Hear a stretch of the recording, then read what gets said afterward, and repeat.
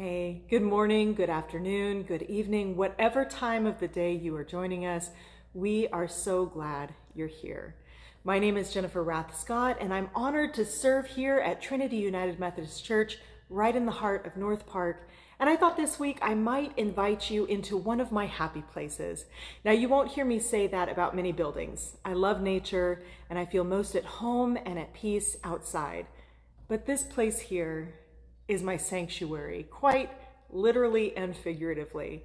I love coming up here into the balcony after a busy day of worship or throughout the work week, simply to sit and enjoy the peace and talk to God. I feel whole here. I feel seen and I feel loved.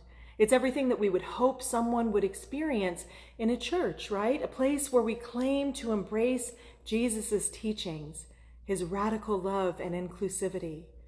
But church wasn't always that for me, and I know it's still not that for a lot of you. My interactions with organized religion growing up were being told I should feel shame for things that were far outside of a child's control. Shame for living into God, who God created me to be. Shame for the ways I move through the world as a woman, as a mother, as a daughter. Just so much shame. It wasn't until I stumbled upon a United Methodist Church as a very young mom that I had the realization that shame is not something that God is inflicting upon us. Shame is created and driven by a society who tells us who and what we should be, not by a loving God who created us and truly sees us, values us, and loves us unconditionally.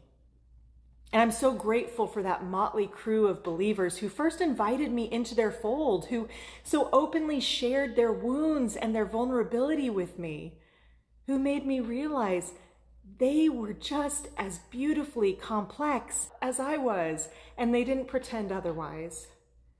Throughout the past few weeks, we've really been exploring the idea of shame by naming it. We've been finding tools to use that will help us to become more resilient to it by recognizing it within us and how it manifests in our bodies and our reactions to the world around us, by speaking out when we see it unfolding.